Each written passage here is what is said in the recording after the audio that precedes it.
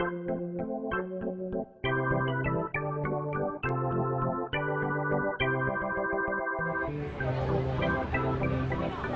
I'm Alan Hedblum, host of Feel Like You Belong. We're on location today in Detroit, Michigan at Comerica Park, home of the Detroit Tigers.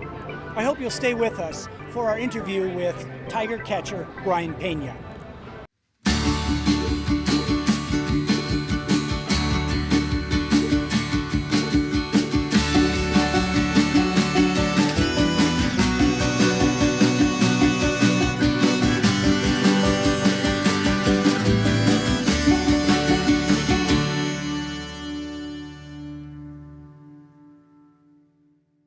Hi, I'm Alan Hedblum. Welcome to the show, a place to feel like you belong. Today we are on location in Detroit, Michigan at the home of the Detroit Tigers, and we're welcoming Detroit Tiger catcher Brayan Peña. Brayan, thank you for coming on the show. Oh, thanks for having me. I mean, it's an honor for me to be here with you guys, and I'm so excited and I can't wait to start the show. Awesome. Awesome. So you've played already 4 years for the Atlanta Braves, 4 years for the Kansas City Royals, and now you're on the roster of the Detroit Tigers, a World Series team. Are you living a professional dream right now? Definitely. I mean, ever since that I got the opportunity to come to this country, you know, the Atlanta Braves, they draft me. And it was so exciting because I left Cuba when I was 16 years old, and, you know, my dream it was to make it to a big league. And as soon as that I got the call, you know, from Bobby Cox saying that if I was willing to be a big league player, and I was so excited, and I called my mom, I called my dad, and my dream, you know, it started like, you know, being real, you know, and it felt so excited, it felt so good that you know, until today I still have bumps, and I never take nothing for granted. I always take, you know, the opportunity to be on the baseball field early. You know, I show up, I work hard, and trying to stay, because it's easy, you know, it's easy to make it, but you know, it's harder to stay in the big league. Sure. You mentioned at the age of 16 coming to the United States, you came under very special circumstances. Can you tell our viewers how that happened? Yeah, I did. I defected in Venezuela. You know, I escaped from the Cuban national team junior, and I was by myself, and I took advantage of an opportunity that I couldn't pass. You know, because I want to be able to help my family. I want to be able to be you know, a big league player. And you know, it was one of those that I have to do it. You know, I have to do it for me. I have to do it for my family. But especially, you know, for me to become a Major League Baseball player always has been my dream. And you know, I just took advantage of you know, like I said, you know, an opportunity that I saw down there in Venezuela, and everything else is history. You know, I'm here right now, sitting right next to you. Now, you took a big risk when you attempted to defect. What are those risks for a Cuban player? Yeah, I mean, one of those is if I got caught, yeah, I might be gonna send back to Cuba, and down there you don't know what's gonna happen, you know, because the Cuban government, they do have their own rules, and it was kind of scary. I mean, I remember, you know, that when I made that decision, I was shaking the entire time. You know, I was crying, and I'm not ashamed to say it, because that was what happened, you know, and I didn't know what was going to happen to my family. That's why I took that decision, you know, by myself, and I trying to not to tell nobody, because I didn't know, you know, if my family that would get in trouble down there in Cuba, and it was one of those decisions that it was very hard, because you have to separate your family, you know, you have to separate your friends, your country, your homeland, you know, for your dream, and trying to help them too. So it was very hard, but I think I'm pretty sure 100% that I made the right one. So I want to go back to this defection story, because it's really intriguing. After you slipped away from the team, you had to actually hide out in Venezuela for a number of months. Yes, I did. Even though you know, I was eating a lot of ice cream and stuff like that, but I have to, because my face, it was all over the TV, it was all over the you know, the newspaper and stuff. And back then, Chavez, you know, the former Venezuelan president, he was you know, making an announcement that he was very close to Fidel Castro, And my agent back then, you know, I got to meet him. He told me that it was a very scary situation for me to be out, you know, out publicly and stuff. So I have to do it. But you know, it's one of those things that you know, you do whatever it takes not to get in trouble and trying to reach your dream. Sure, you bet, you bet. So you have been quoted as saying that baseball is a job, but it's not life. Can you expand on that? Yeah, definitely. I think baseball. I've been so grateful to baseball because baseball gave me a lot of happiness. You know, a lot of things that I can help my family. You know, and I'm so thankful to baseball. But it's not life. There is so much out there, man. It's unbelievable because I'm so thankful to America. You know, to give me opportunity to come to this country, you know, to have my dream, you know, be real. And, you know, I met my wife here, I got my children here, you know, my mom, my dad, my brothers and sisters, they're American citizens, and we are so proud of that, and it's an honor, you know, it's something that for us, it's just kind of like, you know, like paying back what this great country has done for us, and especially for me and my family. And you know, it's something that words can describe how much I appreciate this country and how much, you know, I love to be here. And you know, I'm so thankful that I mean, like I say, it's unbelievable. Is something better than you expected? Oh yeah. Bigger. I say ice cream. Oh, you know, ice cream has been unbelievable. You know, that's why I always got in trouble with my weight, but I try, you know, to calm myself down. But I've been here for a long time, and I still can't hold myself, you know. But it's just the freedom, you know. It's just the fact that I can being able, you know, to make, you know, guys like you to being able to communicate without no fear, you know, without no expectation to get in trouble, you know, without not being able to say what I want to say, you know. That's hard. Mm-hmm. When you come from a place like I was born, it's kind of hard, you know, to follow what everybody wants you to say, you know, to follow some rules that you know, sometimes they're not the right ones, you know. And here in the United States, you just can do whatever you want, you know, doing the right way and you know, acting properly, you know, and be a great citizen, and you know, and great things happen. I do believe that everybody cannot be a baseball player, you know, but this country gave you opportunity to be a doctor, to be a teacher, to be whatever you want, you know, and that's something amazing, man. That's why, you know, sometimes I think that Americans, you know, take things for granted, you know. I think that sometimes it's kind of, you know, it's good, like what you do, you know, that you get to know, you know, the Spanish people or people from other countries, you know, and you can you know, talk to them about their past, about their country, and get to know a little bit, you know, and you know, that way America knows that you know, this country is the greatest country ever, man. Have there been disappointments for you? Something that you didn't expect? No, not at all. I mean, the only disappointment, you know, has been probably not being able to go back to Cuba. You know, they treat me down there like I was, you know, like I'm being, you know, a guy who committed, you know, like a traitor. Yeah, you know, like a traitor, and you know, it's hard. It's hard when you just want to be a baseball player. You know what I mean? When you just want to be able to provide for your family, you're not doing something wrong. You're not doing nothing illegal. You know, you just being, you know, a baseball player. You know, so somebody who want to play the game, you know, the hard way, and who want to play, you know, who want to represent that Spanish player, you know, on and off the field too. And you know, for my country to kind of turn their back on me, that's kind of, you know, that has been my disappointment. But America opened their arms, you know, and America welcomed me and my family, so I'm very happy. Mm-hmm. One of the hardest things about adapting to a new culture is the humor. That's probably the last thing that you're able to understand because there's so much culture involved in that. Can you share with us a moment where you were standing with a group of people, everyone's bursting out laughing, and you were thinking, I don't get it, what's so funny?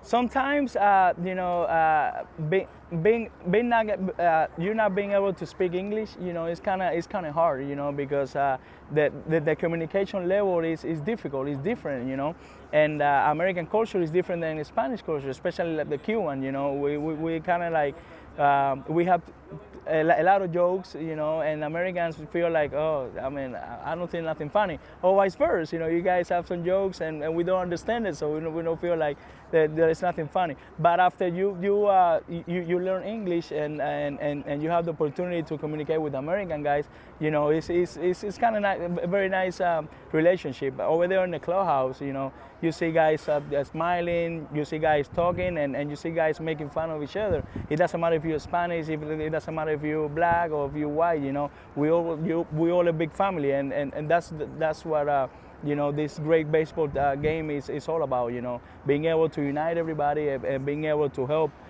you know, everybody to communicate and learn about each other. Mm-hmm. So speaking about the clubhouse, 50% of the 40-man roster of the Detroit Tigers is Latino.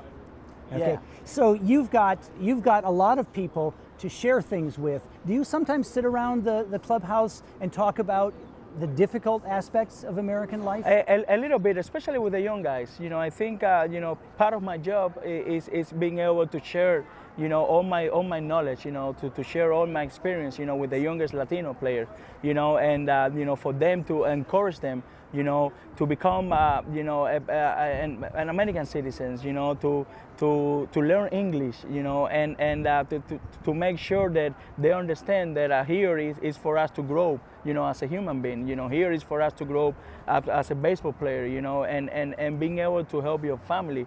You know, youngest guys, they come from different countries, you know, Venezuela, Dominican, Cuba, Curacao, you know, and places like that. And we all, even though we're Spanish, but we do have different cultures, you know, in our countries. But, you know, at the end of the day, you know, the main goal is just encourage them to be a great citizens. You know, you just not to do nothing stupid off the field, you know, to put your career in jeopardy, you know, because a lot of us, you know, we're not that smart. You know, this is what the only thing that we know how, you know, what to do is just play baseball. We're not doctors, you know, we're not lawyers, you know what I mean? So for you to go outside and get in trouble and put, you know, and risk your career, you know, it's something that is not smart. But I mean, everybody's different, you know, everybody, you know, is entitled to their own opinion, and everybody do what they want to do. But part of my job is just trying to help and trying to help, you know, those young Latino players, you know, to grow in this society and learn from.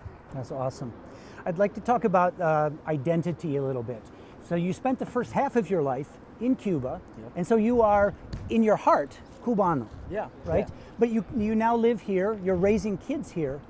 How do you feel? Do you identify, are you Cuban, are you American, are you half and half? Cuban American. Okay. That's what I call. That's what I call myself. I think, you know, I always gonna be 100% Cuba. You know, Cuba is in my heart. Cuba is my country. Cuba is my land. But you know, I always gonna be so thankful to America to give me opportunity to bring, you know, my desire for, you know, for playing the big league level, and to open their arms when my country, you know, closed the door on me. And you know, it's a mix. You know, it's a mix. And my wife, she's Colombian. So we kind of raise our kids, you know, in the three different ways, you know, the Cuban way, Colombian way, and American way. And they're all very important, you know, because everybody, you know, everybody feel very good in our family. Everybody's so close, and everybody's so thankful, you know, to America that, you know, words can describe how happy we are and being able to be here. Certainly hope you have a chance to make it back to Cuba and take your children and show them places and teach them what Cuban life is like. Just one last question for you. Because our show is about belonging, can you tell us, what does it make to create a sense of home? How do you create a sense of belonging when you're not originally from someplace? Well, I'm pretty sure a lot of viewers, you know, they will thinking about, yeah, it's easier for you to say because you're in the big league. You got money, you're famous, you know, or something like that. But it's not like that. Before that, you know, before I became a professional baseball player, you know, Americans opened their arms, you know, and Americans say, you know what, you're welcome. This is your land. You know, this is the land of opportunity. So it doesn't matter if you got money. It doesn't matter if you don't have money. Everybody here is going to treat the same. You know, everybody here is going to love you. Everybody here is going to respect you. So we hope that you do the same. Mm-hmm. You know what I mean? So it's something that for me it was very important, because I was very afraid to come to this country, because what I knew back there in Cuba, it was totally different than what I know right now. you know. And it's kind of a mix, you know, it's a mix of feeling, because you feel like, okay, this is not what I have been taught. You know, this is totally different. And then you start opening yourself to new ideas. You start opening yourself to new challenges in your life, you know, after you grow. Because remember, I defected when I was 16 years old. And, you know, it's one of those that you feel like, okay, you know, if we do what we're supposed to do, you know, and if we grow as a, you know, human beings and respect, you know, everybody's opinion and respect everybody's job or situation or something like that, I think we all can make it, you know. Everybody's not going to be a professional baseball player, but I think everybody can have the opportunity to become whatever you want to be here in the United States. That in other countries, you know, especially in Latin America, it's very hard and it's tough to achieve those goals. Well, Brayan Peña, I want to definitely say that for Detroit Tigers fans, myself included, you definitely belong here. Thank you. Thank you so much for being on the show. And we will be back in a little bit with our next segment called What'd You Say?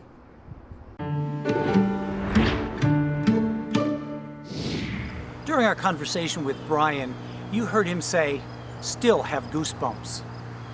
Goosebumps happen when, from excitement, the hairs on your arm stand up.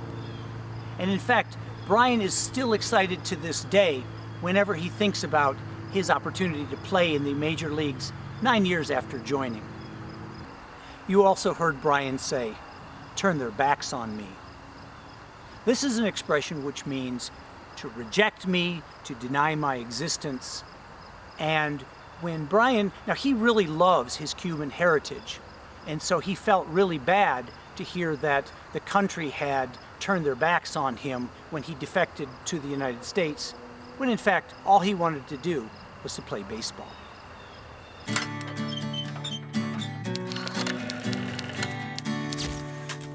During our conversation with Tigers catcher Brayan Peña, we learned about his 1999 defection to the United States to pursue his dream of playing Major League Baseball. It turns out many others have had this dream over the years that Cuba has been a closed society. Since Fidel Castro took power in 1959 in Cuba, dozens of professional baseball players have defected to the United States. Currently, 17 Cubans play baseball for the MLB, including 2 who just defected this year. For professional baseball players, the allure of defecting is to play a sport they love at the highest level and for the potential of huge salaries. Coming from a poor country like Cuba, this is a huge incentive. The downside, as mentioned by Brayan in our interview, is the risk of arrest, punishment, and perhaps losing all chances to play again. A bigger risk is the possible harm to their families or never seeing them again if they stay behind. So the United States remains a symbol of freedom to many, even though we continue our journey to a more perfect union.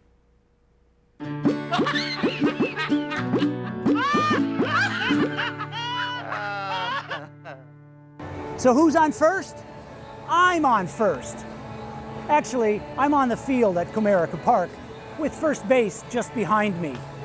You may have heard Americans say, who's on first? This is an expression that comes from a 1940s comedy routine. We're going to be showing you a clip of this in just a moment, and then we'll follow up with an explanation on our website. So, get prepared to laugh. Well, who's on first? Yeah. Well, go ahead and tell me. Who? The guy on first. Who? The guy playing first base. Who? The guy on first. Who is on first? What are you asking me for? I'm asking you. I'm not asking you, I'm telling you. You ain't telling me nothing. I'm asking you who's on first. That's it. Well, go ahead and tell me. Who? The guy on first base. That's his name. That's whose name? Yeah. Well, go ahead and tell me. That's the man's name. That's whose name? Yeah. Well, go ahead and tell me. Who is on first? What are you asking me for? I'm asking you who's on first. That's it. Well, go ahead and tell me. Who? The guy on first. That's it. What's the guy's name on first? Now, what's on second? I'm not asking you who's on second. Who's on first? That's what I'm asking you. Now, Who's wait a on minute. first? Don't change the place. I'm not changing nobody. I asked you a simple question. What's the guy's name on first base? What's the guy's name on second? I'm base? not asking you who's on second. Who is on first? I don't know. He's on third. Now, we're not talking about him. Look, You got a first baseman? Yes. Then tell me the fella's name playing first. Who? The guy playing first. That's his name. Wait, what's the guy's name on first base? Why, there's the guy's name on second base. Who's playing second? Who's playing first? I don't know. He's on third base. Now, did you hear other expressions and phrases that you didn't understand during our conversation with Brian? If so, check out our website, feellikeyouBelong.com.